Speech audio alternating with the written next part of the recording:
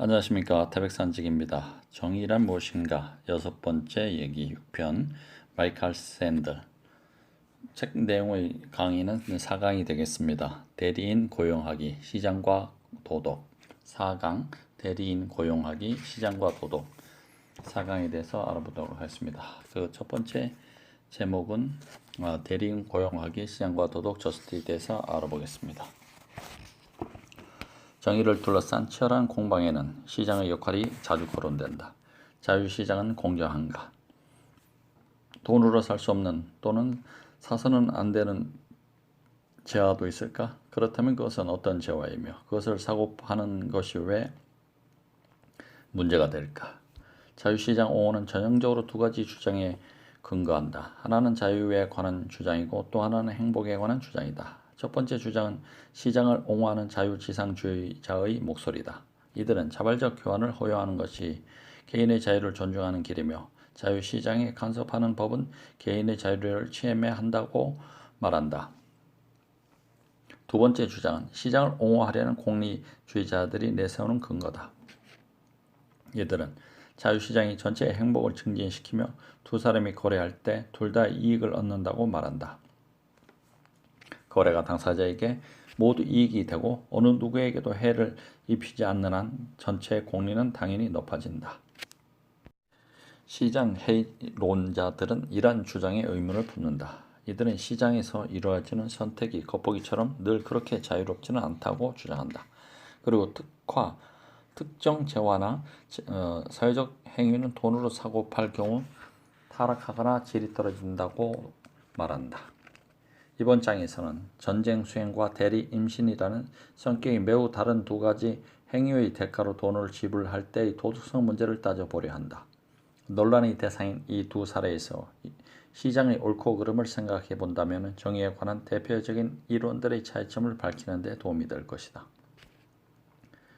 첫 번째 얘기는 칭직과 고용, 무엇이 옳은가? 칭직과 고용, 무엇이 옳은가? 미국에서 남북전쟁이 벌어지던 처음 몇 달 동안은 축제의 분위기와 애국심에 고조되어 북부 남자들 수만 명이 군에 자원했다. 그러나 북군이 불런에서 패배하고 뒤이어 조지 맥클렌턴 장군의 리치먼드 점령 작전이 실패하면서 북부 사람들은 전쟁이 쉽게 끝나지 않으리라고 예감하기 시작했다. 1862년 7월 에브람 링컨은 부족한 군의를 충당하기 위해 북부에서는 처음으로 징병법에 서명했다. 남부에서는 이미 시행 중인 법이었다. 징병은 미국의 개인주의 전통을 거스르는 일이었고 특히 북부의 징병은 더욱더 그러했다. 징집을 원치 않은 사람들은 다른 사람을 고용해 대신 복무하게 할 수도 있었기 때문이다. 대리인을 찾는 징집자들은 신문에 광고를 내어 최고 1,500달러까지 제시했는데 당시로서는 엄청난 금액이었다. 남부연합 역시 유급 대리 복무를 허용하다 보니 부자들의 전쟁, 가난한 자들의 싸움이라는 표어가 생길 정도였고 북부에서도 이런 불만이 터져나왔다. 1863년 3월 의회는 이 불만을 해소하기 위해서 새로운 징병법을 통과시켰다. 대리인을 고용할 권리는 그대로 두되 정부에 300달러를 내면 병력을 면제해주는 법이었다. 이 면제의 비용은 미숙된 노동자의 1년치 임금과 맞먹는 금액이었지만 어쨌거나 일반 노동자도 돈을 내고 병력을 면제받을 수 있는 가능성이 열렸다. 일부 도시와 카운티에서는 징집자에게 이 비용을 보조해주기도 했다. 보험업계는 매달 보험료를 내면 징집되었을 때 면제 비용을 보장해주는 보험을 내놓기도 했다. 병력 면제 부담을 덜어주려는 의도에서 나온 이 제도는 대리 복무보다 정치적으로 인기가 적었다. 아마도 인간의 목숨에 또는 사망할 위험에 값을 맡기고 그 값을 지불해 정부의 승인을 받는 듯한 모양새 때문이 아니었을까 싶다. 신문은 300달러냐 당신의 목숨이냐 라는 머리 기사를 실었다. 징병과 300달러 면제 비용에 대한 분노는 징병관리 공무원들을 향한 폭력으로 번졌고 대표적인 사례가 1863년 7월에 일어난 뉴욕시 징병폭동 사건이다. 7일간 계속된 폭동으로 100여 명이 목숨을 잃었다. 다음에 의회는 병역 면제 비용 제도를 없앤 새로운 징병법을 제정했다. 그러나 북부에서 많은 대리인을 고용할 권리가 전쟁 기간 내내 유지되었다.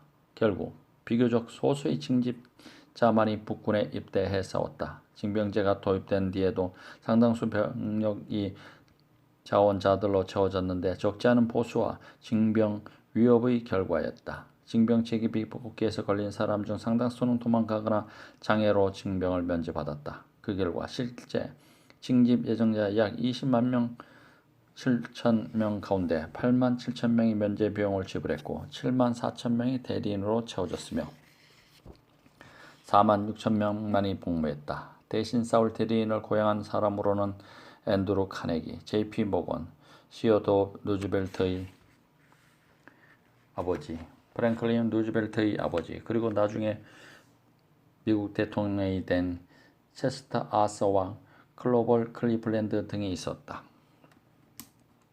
남북 전쟁 때의 병역 제도는 병력을 할당하는 정당한 방법일까? 내가 학생들에게 이 질문을 던지면 거의 다 정당하지 않다고 대답한다. 돈 있는 사람들은 대리인을 고용해 자기 대신 싸우게 하는 행위는 부당하다는 것이다. 1860년대에 폭동을 일으키는 많은 외국인들처럼 학생들도 이 징병제도를 계급차별로 여긴다. 나는 학생들에게 다시 묻는다. 징병제도가 좋은지 아니면 지금처럼 100% 자원병제가 좋은지. 학생 대부분은 자원병제도를 좋아한다. 미국인 대다수가 그렇다. 하지만 이 경우 어려운 질문 하나가 생긴다. 부자가 자기들의 전쟁을 대신 싸워줄 사람을 고용한다는 이유로 남북 전쟁 때의 병역 제도를 부당하다고 말한다면 자원병에 대해서는 또 똑같이 반박할 수 있지 않겠는가. 물론 고용하는 방법은 다르다. 앤드루 카네기는 자기를 대신할 사람을 찾아 직접 돈을 지불해야 했다. 오늘날에는 이라크나 아프가니스탄에서 싸울 사람을 군이 모집하고 납세자가 단체로 그들에게 돈을 지불한다. 그렇다면 우리도 입대하지 않고 다른 사람을 고용해 그에게 목숨을 걸고 대신 전쟁을 치러 달라는 셈이 아닐까. 이 경우 앞의 경우와 도덕적으로 어떤 차이가 있는가. 남북 전쟁 때 대리인을 고용한 제도가 부당하다면 자원병 제도 역시 부당하지 않은가. 이 문제를 살펴보기 위해서 남북 전쟁 때의 병역 제도는 제쳐두고 군인을 모집하는 두 가지 경로인 징병과 시장을 생각해보자. 징병은 간단히 말해서 군 복무에 적합한 시민을 모두 불러들이거나 제비뽑기로 사람을 뽑아 사병으로 모으는 방법이다. 미국은 1, 2차 세계대전과 베트남 전쟁 때 징병제를 이용했는데 제도가 워낙 복잡하고 학생들과 특정 직업군에게서 징병위회를 신청한 일이 비일비재해 결국 많은 사람이 참전을 피해갔다. 징병제는 특히 대학을 중심으로 한 베트남 전쟁 반대 시위에 기름을 부었다.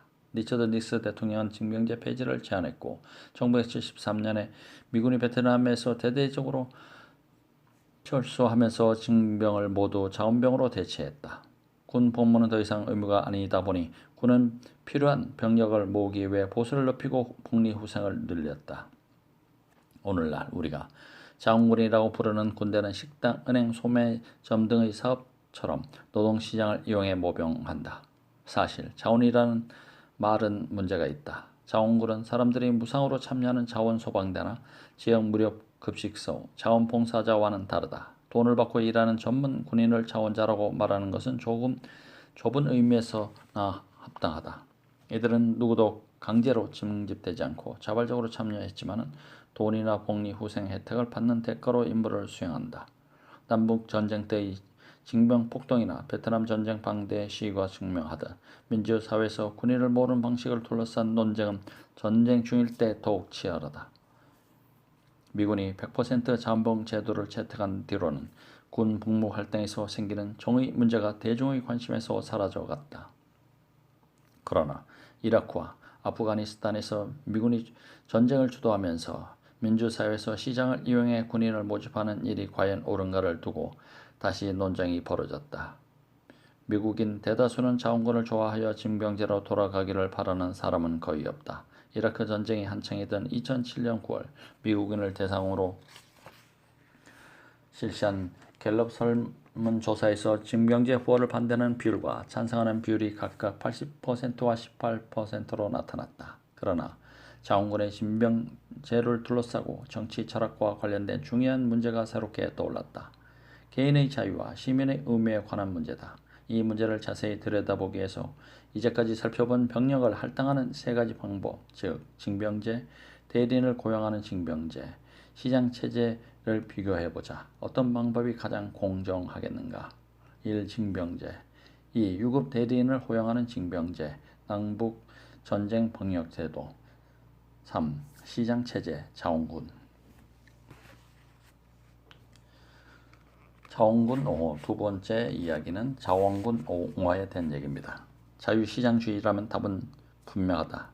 징병제는 강제성을 띤 일종의 노예제라서 부당하다. 이 제도는 국가가 시민을 소유하고 멋대로 다룰 수 있음을 암시하며 따라서 시민에게 전쟁에 나가 목숨을 걸고 싸우라고 강요할 수 있다는 뜻이다. 공화당 의원이자 대표적 자유지상주의자인 론 폴은 이라크 전쟁을 위해 징병제를 부활하자는 의견에 반대하며 최근 이렇게 주장했다. 징병은 두말할 할 것도 없이 노예 제도다. 그리고 비자발적 노예 상태를 금지하는 헌법 수정조항 제13조에도 위반된다. 징집되어 전사할 수도 있으니 징병은 대단히 위험한 노예제다. 그러나 징병을 노예제와 똑같이 생각하지 않은 사람이라도 선택권을 제한하고 따라서 전쟁 행복을 감소시킨다는 이유로 징병에 반대할 수 있다. 공리주의자들이 내세우는 징병 반대 논리다. 대리인 고용을 허용하는 제도와 비교해 징병은 서로에게 이익이 돌아가는 거래를 금지하여 사람들의 행복을 감소시킨다는 주장이다. 만약 앤드류 카네기와 그의 대리인이 모두 거래를 원한다면 이들을 막을 이유가 없지 않은가? 교환의 자유는 양자의 공리를 모두 높이면서 다른 누구의 공리도 줄이지 않는다. 따라서 공리주의 논리로 보자면 남북전쟁 병영 제도가 순수 징병제보다 낫다.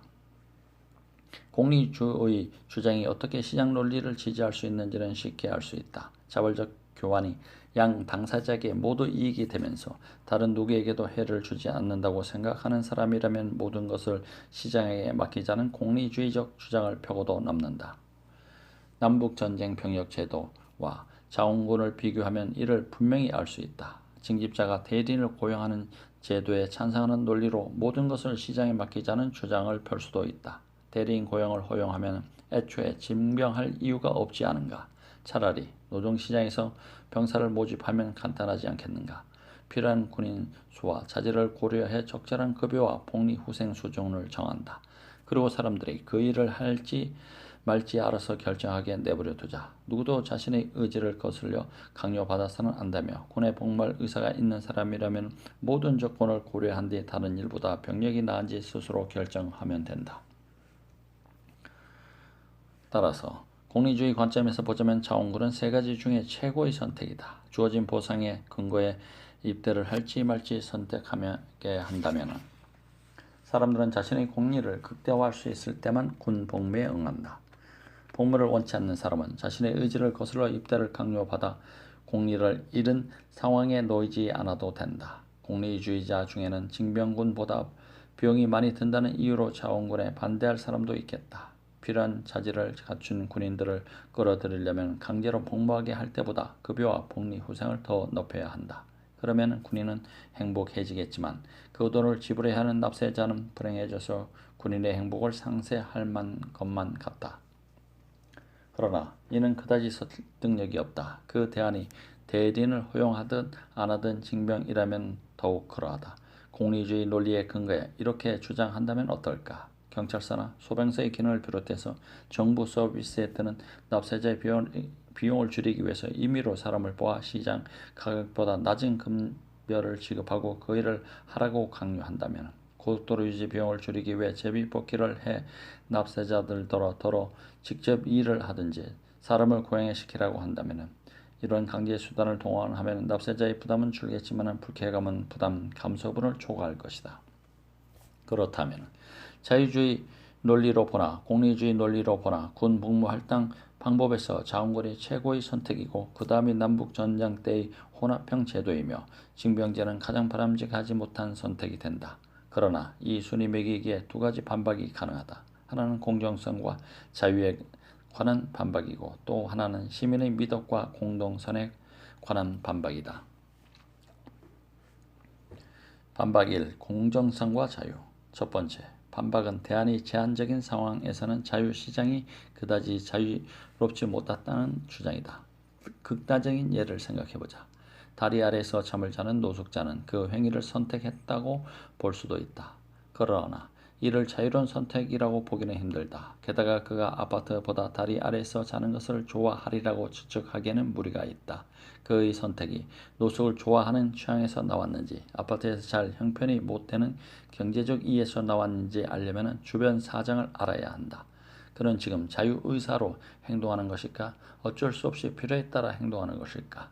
다양한 직업을 비롯해 시장에서 늘상 맞닥뜨리는 선택에서도 똑같은 질문을 던질 수 있다. 그렇다면 이 질문이 병역 문제에는 어떤 식으로 적용될까? 자원군이 적당한지 부당한지를 판단하려면 먼저 사회의 제반 여건을 알아야 한다. 기회군동은 적절한 수준인가?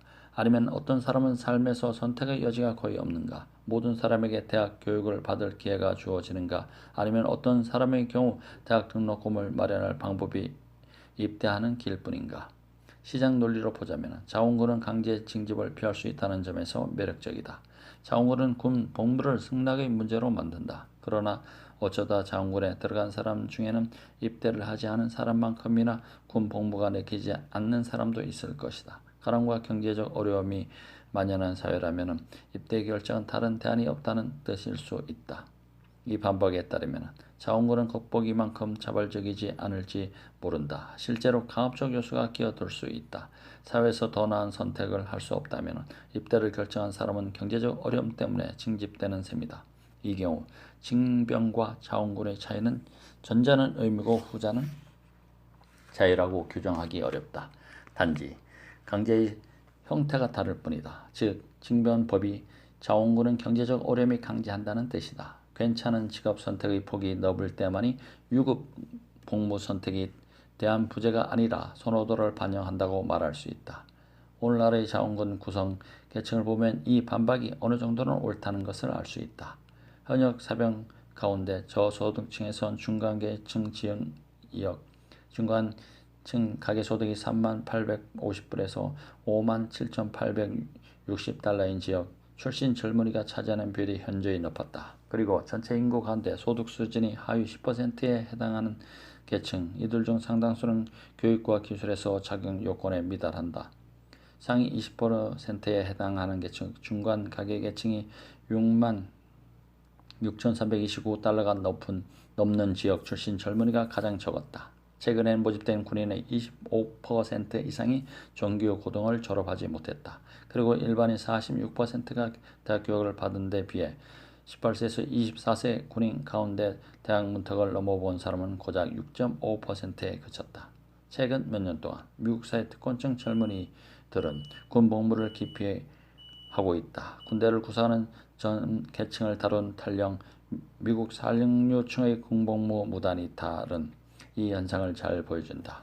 프린스턴 대학의 경우 1950년 졸업생 750명 가운데 가반수인 450명이 졸업 후에 군대 입대했다. 그에 반해 2006년에는 졸업생 1108명 가운데 입대한 사람은 고작 9명에 그쳤다. 다른 인류 대학이나 미국 수도에서도 상황은 비슷하다. 의원 가운데 자녀가 군대에 입대한 경우는 2%에 불과하다. 할렘 출신 민주당 의원이자 한국전쟁에 참전해 훈장을 받은 찰스 랭글은 이런 현상을 부당하다고 여겨 징병제 부활을 요구해왔다.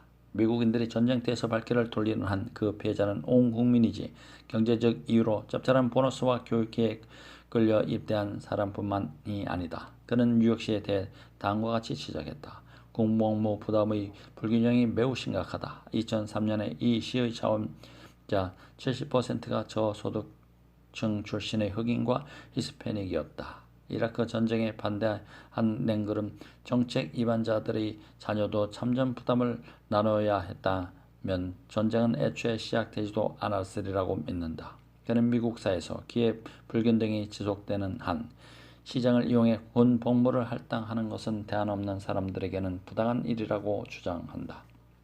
이 나라를 위해 이라크에서 무기를 든 사람들 대다수가 도심과 시골의 빈민 지역 출신이며 이들에게는 군 복무 대가인 보너스 4만 달러와 수천 달러에 해당하는 교육 혜택이 상당히 매력적이다. 그러나 대학 진학을 선택한 사람들에게는 목숨을 저당잡히고 얻는 이런 혜택이 아무런 의미도 없다. 이처럼 자원군을 지지하는 시장 논리에 대한 첫 번째 반박은 불공평 그리고 강제와 관련이 있다. 다시 말해 계층 간 차별이라는 불공평 그리고 가난 때문에 대학 교육 등의 혜택을 받는 대가로 어쩔 수 없이 목숨을 걸어야 하는 젊은이들에게 부과되는 강제다. 강제에 대한 반박은 자원군 자체를 겨냥하는 것이 아니라는 점에 주목하자. 이는 불공평이 만연한 사회에서 운영되는 자원군에만 해당된다. 불공평을 줄인다면 반박도 사라진다. 예를 들어 평등이 완벽하게 구현되어 모든 사람에게 교육 기회가 똑같이 주어지는 사회를 상상해보자. 그런 사회에서는 경제적 압박을 받아 군 복무를 자유로이 선택하지 못한다는 불만이 나올 수 없다. 물론 평등이 완벽하게 구현된 사회는 없다. 따라서 노동시장에서의 선택에는 늘 강제의 위험이 도사리게 마련이다. 그렇다면 평등이 어느 정도나 구현돼야 시장에서 강제가 아닌 자유의지로 선택할 수 있다고 확신할 수 있을까? 사회 불평등이 어느 수준일 때 개인의 선택에 기반을 둔 자원군 같은 사회 제도의 공정성을 침해한다고 말할 수 있을까? 어떤 조건이어야 자주 시장이 정말로 자유로울까? 이 질문에 답을 하려면 공리가 아닌 자유를 정의의 핵심으로 보는 도덕 철학과 정치 철학을 살펴보아야 한다. 따라서 이 문제는 뒤에 이마누엘 칸트와 존 롤스를 다룰 때까지 미뤄두기로 하자. 반박이 시민의 미덕과 공동선. 그 전에 시장을 이용해 군복무를 활동하는 문제에 대해 두 번째 반박을 살펴보자. 시민의 미덕과 공동선을 내세운 반박이다. 이 반박에 따르면 군복무는 단순히 여러 직업 중 하나가 아니라 시민의 의무다. 모든 시민이 나라에 봉사할 의무가 있다. 이 견해에 찬성하는 사람들 중에는 이 의무를 다하려면 반드시 군복무를 해야 한다고 말하는 사람이 있는가 하면 평화봉사단, 미국봉사단, 미국을 교육하자 같은 국가적 봉사로도 그 의무를 다할 수 있다고 말하는 사람도 있다. 그러나 군복무가 또는 국가적 봉사자가 시민의 의무라면 그것을 시장에 넣어놓고 거래하는 것은 잘못이다. 역시 시민의 책임인 배심원 의무를 생각해보자. 배심원 의무를 이행하다 죽은 사람은 없지만 배심원으로 불려가는 일은 귀찮다. 특히 다른 일이나 다급한 약속과 겹치면 더욱 고라하다. 하지만 사람을 사서 배심원을 대신하여 하는 일은 허용되지 않는다. 노동시장을 이용해 자원자로만 이루어진 전문 유급 배심원 제도를 만들지도 않는다. 왜 그럴까? 시장 논리를 보자면 불가능한 일도 아니다. 징집에 반대하는 공리주의 논리를 그대로 이용해 배심원 징발에 반대할 수도 있다. 즉 바쁠 때는 대리인을 고용해 배심원 의무를 맡기면 두 사람 모두에게 이익이다.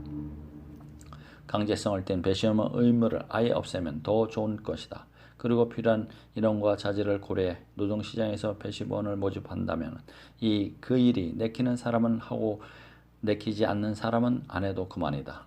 이처럼 배심원 제도의 시장을 이용하면 사회의 공리가 높아지는데 왜 그렇게 하지 않을까? 그 이유는 유급 배심원을 뽑으면 소외계층 출신이 압도적으로 많을 수 있고 따라서 재판의 질이 떨어질지도 모른다는 우려 때문일 것이다. 하지만 부자라고 해서 부자가 아닌 사람보다 더 훌륭한 배심원이 되리라는 보장은 없다. 어떤 경우든 군대에서 그랬듯이 적절한 보수와 복리 후생을 정해 필요한 교육 수준과 능력을 갖춘 사람을 모집하면 되지 않겠는가. 우리가 배심원을 고용하기보다 징발하는 이유는 법정에서 정의를 집행하는 행위를 모든 시민이 함께 나눠야 할 책임으로 보기 때문이다. 배심원은 단지 투표만 하지 않는다. 이들은 증거와 법을 하나하나 심사숙고하는데 여기에는 각계 계층 사람들로 구성된 배심원들이 서로 다른 경험이 큰 도움이 된다. 배심원 업무는 단지 사회 문제를 푸는 하나의 방식에 그치지 않는다. 시민교육의 장이자 민주시민의 표현 방식이기도 하다. 배심원 의무가 늘 교화적이지는 않지만 모든 시민은 그것을 이행해야 한다는 생각은 법정과 사람들을 이어주는 역할을 한다. 군 복무에도 비슷한 이야기를 할 수 있을 것이다. 징병에 참석하는 쪽은 군 복무 역시 배심원 의무처럼 시민의 책임이라고 주장한다. 군 복무는 민주사회의 시민의식을 드러낼 뿐 아니라 심화시킨다.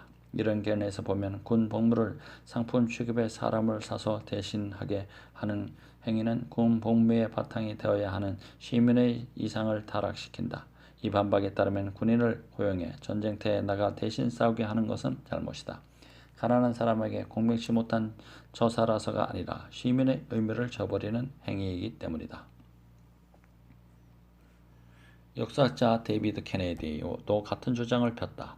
그는 오늘날 미군은 용병의 색채가 짙다고 주장한다. 이들은 자신이 대신 싸워주는 사회와는 사뭇 동떨어지게 세계의 전문 유국군이라는 이야기다. 이때하는 사람들의 동기를 얕잡아 보는 이야기가 아니다. 그가 우려하는 젊은 같은 시민 가운데 비교적 소수를 고용해 대신 싸우게 해놓고 우리는 발을 뺀다는 사실이다. 이렇게 되면 다수의 시민과 그들 이름으로 싸우는 군인 사이 연결고리가 끊어진다. 케네디 연구에 따르면 인구 비율로 볼 때 오늘날의 현역 군인 수는 제2차 세계대전 때의 4% 수준이다. 그러다 보니 정책 위반자들이 광범위하고 진지한 사회적 동의를 구하지 않고도 비교적 쉽사리 국가를 전쟁으로 내몬다. 전쟁에서 땀 한 방울 흘리지 않는 사회의 이름을 걸고 역사상 가장 막강한 병력이 전투에 투입될 수 있다. 이것이 오늘의 현실이다. 자원군은 거의 모든 미군인에게서 나라를 위해 목숨을 걸고 싸울 책임을 면제해준다. 이를 좋은 점이라고 보는 사람도 있지만은 같이 나눠야 할 희생을 면제해주면 정치적 책임의식이 약화되는 대가를 치르게 된다. 군 복무에는 어떤 식으로든 눈꽃만큼도 위험을 부담하지 않는 엄청나게 많은 미국인이 같은 국민인 소외계층 사람들을 고용해 가장 위험한 일을 시켜놓고 피 한 방울 흘리지 않은 채 눈 하나 끔찍 않고 자기 일을 계속한다.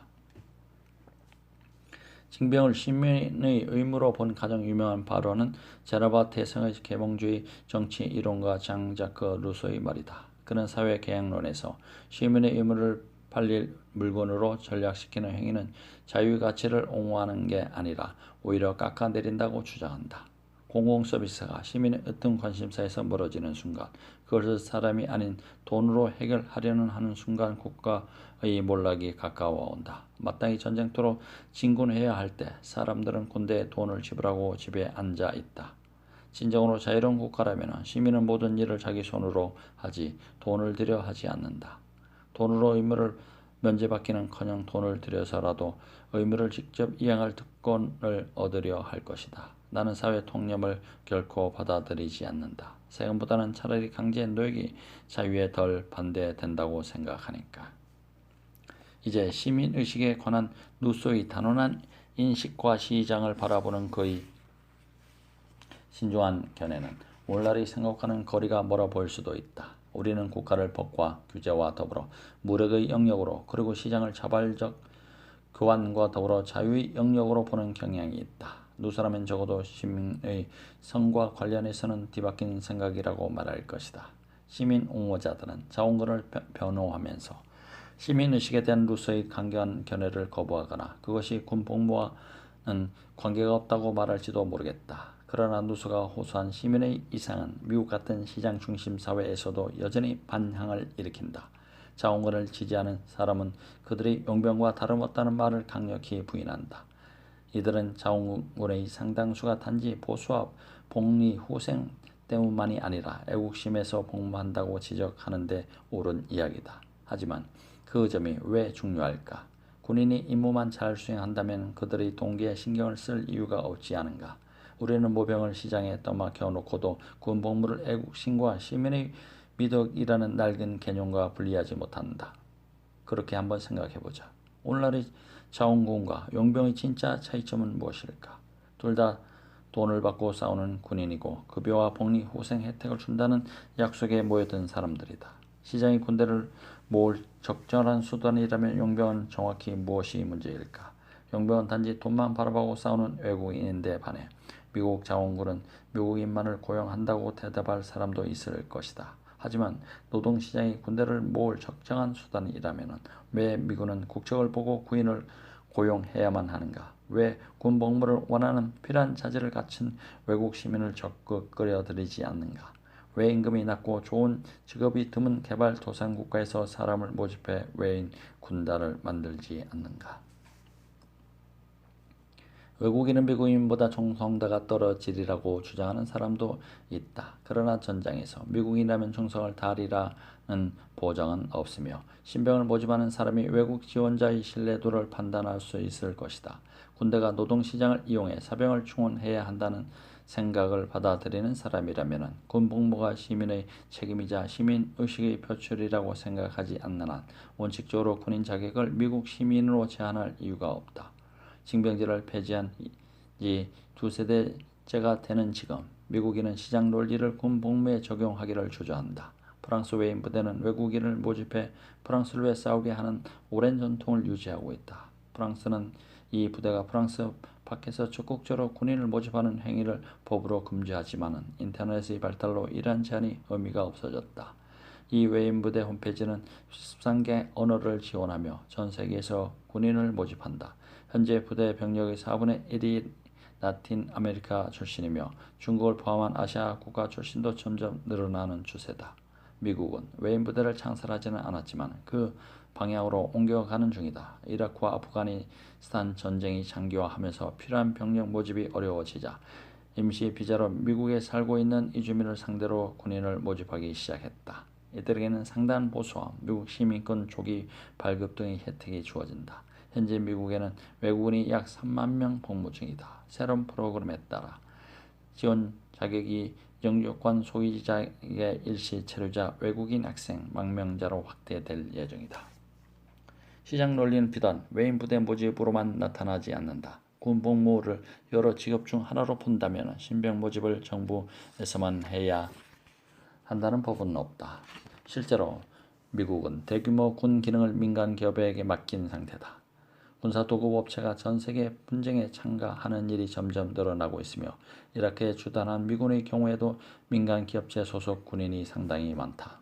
2007년 7월 로스앤젤레스 타임즈 보도에 따르면 이라크에 주둔한 병력 가운데 미군이 비용을 지불하는 민간 기업체 소속 군인이 실제 미군보다 많았다. 이 도급 인력은 대개 기지 건설, 차량 정비, 물자 보급, 식사 제공 같은 비전투 업무를 맡는다.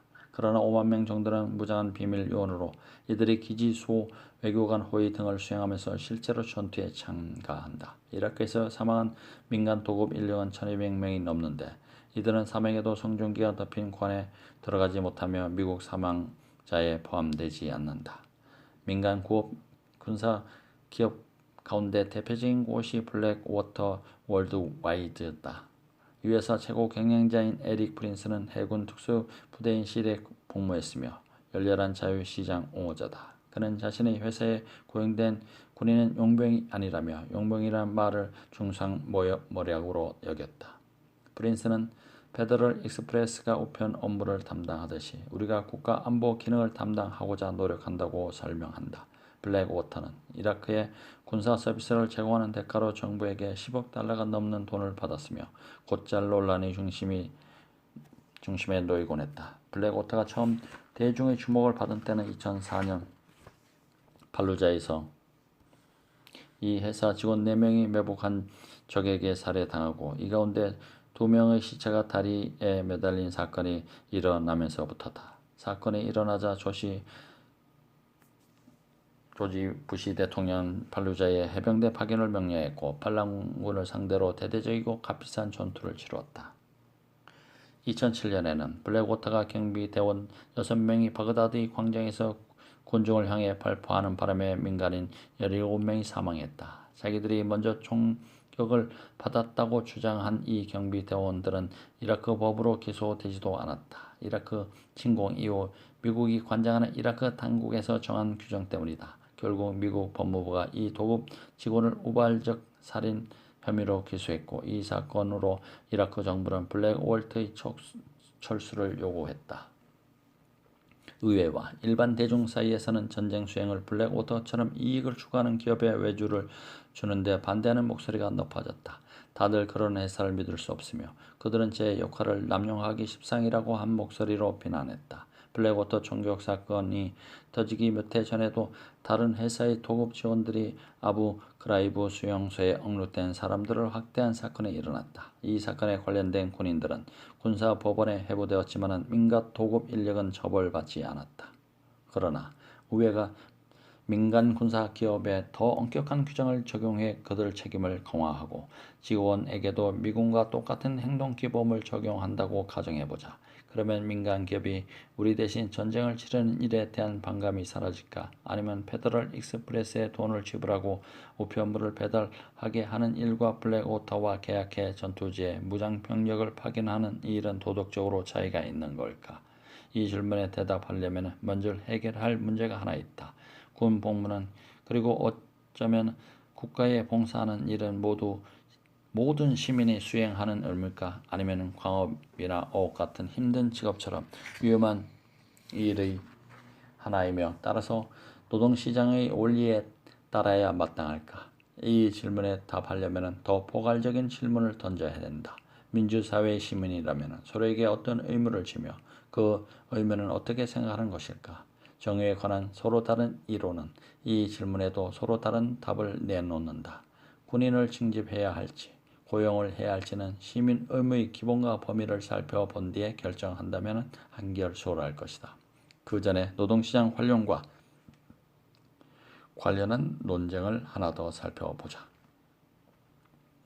6편은 여기까지 하고 다음 장에서 계속해서 읽도록 하겠습니다. 감사합니다.